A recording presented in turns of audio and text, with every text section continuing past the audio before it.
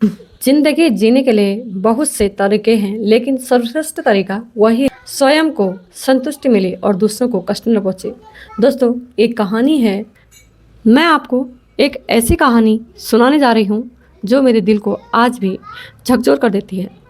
अगर यही कहानी आपको अच्छी लगे तो चैनल को लाइक सब्सक्राइब करें। दोस्तों, एक लड़की होती है, वो 38 साल की एक लेडी इंस्पेक्टर होती है।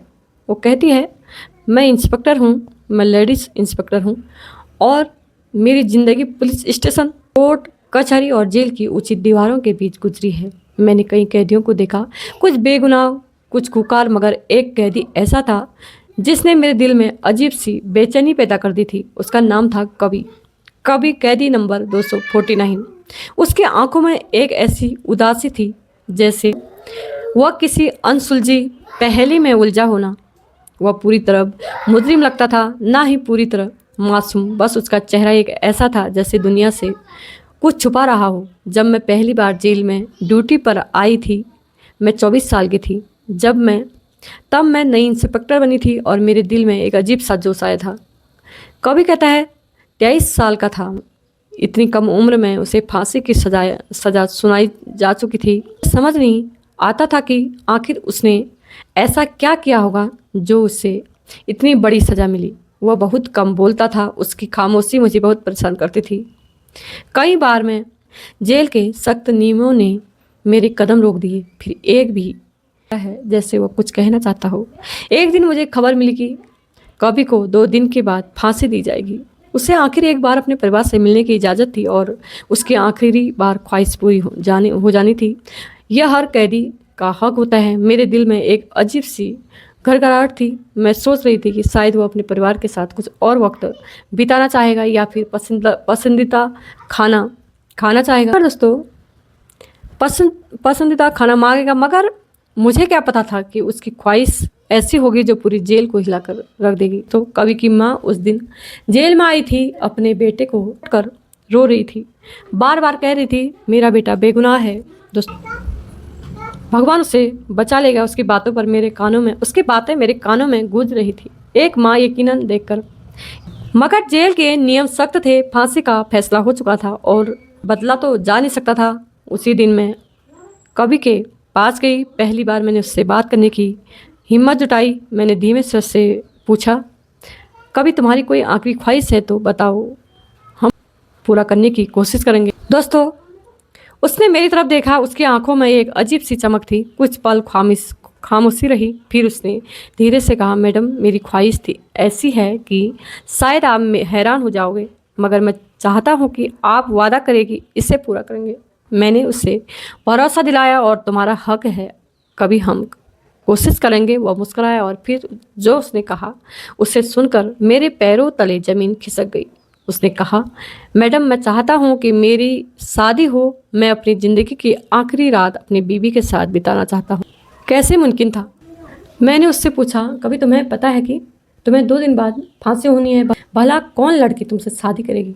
उससे शांत लहजे में जवाब दिया, मैडम, आप बस शहर में ऐलान करवा दीजिए कि कवि को, जो फांसी का कैदी है, उसने आखिरी ख्वाहिश के तौर पर एक लड़की से शादी करना चाहता है। अगर कोई लड़की अपनी मर्जी से दुल्हन बनने को तैयार हो तो मैं उससे शादी करना चाहता हूँ। उसकी बात सुनकर मैं सिपाही हैरान रह गए। यह ख्वाहिश इतनी अजीब थी कि पूरा करना नामुमकिन लग रहा था। मैंने यह बात डीएम साहब को बताई। कुछ पल के लिए खामोश हो गए। फिर उसने कहा, यह कैदी की आखिरी ख्वाहिश है, हमें कोशिश करनी चाहिए, मगर मुझे यकीन है कि कोई लड़की शर्त पर शादी के लिए तैयार तो नहीं हो। नियमों के मुताबिक शहर में ऐलान करवाया गया। पूरे इलाकों में ये खबर फैल गई कि कैदी नंबर 249 कवि को, जो 2 दिन के बाद फांसी पर चढ़ेगा, अपनी आखिरी ख्वाहिश के तौर पर एक लड़की से शादी करना चाहता है।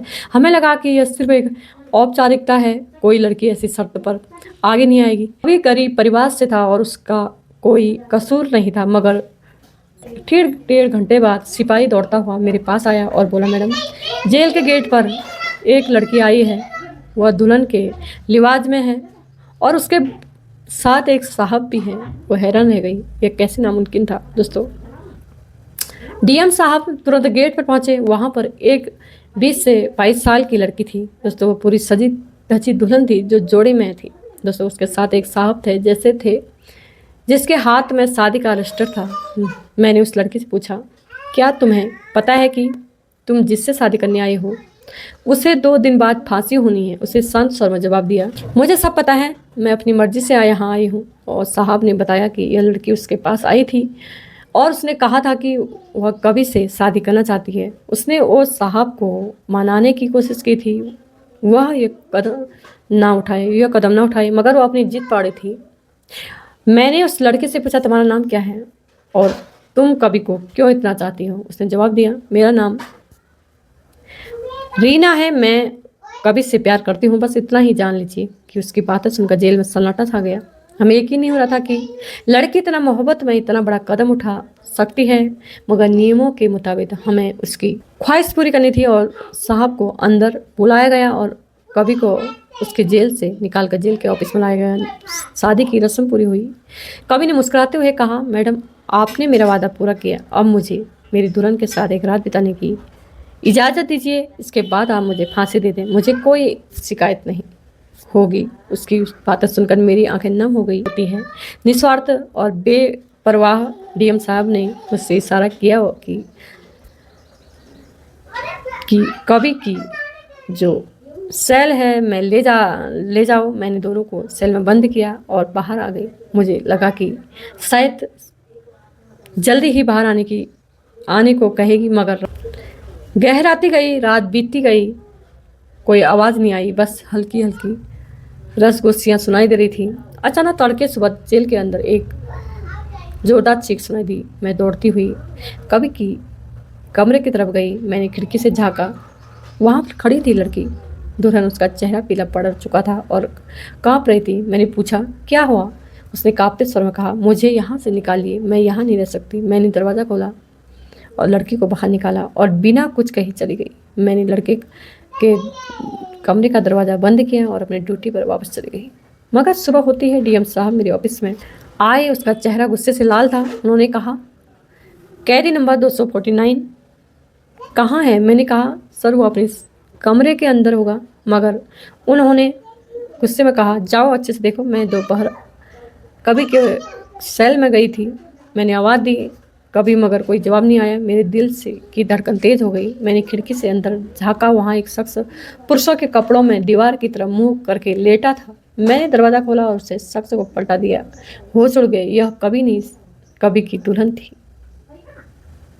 मैं सन्न रह गई। उसी वक्त डीएम साहब वहाँ पहुँचे। उन्होंने यह मंजर देखा, उसे गुस्से से चीखे, क्या माजरा है? कवि ने कहा, मैं कभी दुल्हन के लिबास में जेल से फरार हो चुका था। यह सब एक साजिश थी। डीएम साहब ने मुझे डांटा, और यह तुम्हारी लापरवाही की वजह से हुआ। एक फांसी कैदी तुम्हारी नाक के नीचे भाग गया। मेरा दिमाग सन हो चुका था। मैंने शायद लड़की की तरफ देखा, वह शांत बैठी हुई थी, उसे कोई पछतावा नहीं था। उसने कहा, मैडम कभी बेगुनाह है, वो जल्दी ही सच्चाई सामने लाएगा। मैंने उस गुस्से में पूछा, तुमने ये सब क्यों किया? तुमने उससे शादी क्यों की? उसने शांत स्वर में जवाब दिया, क्योंकि मैं उससे मोहब्बत करती हूँ और मैं जानती हूँ कि वो बेगुनाह है, उसने कोई गुनाह नहीं किया। दोस्तों, कहानी सुनानी शुरू किया लड़की ने, दुल्हन ने, और कभी एक ही गांव के थे। कभी सगाई हुई थी उस लड़की से, बड़ी बहन से। एक रात कुछ बदमाशों ने उसके घर पर हमला किया।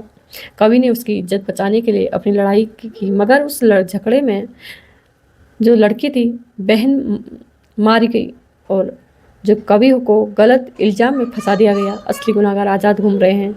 और लड़की ने बताया कि यह सारा प्लान कवि की माँ ने बनाया।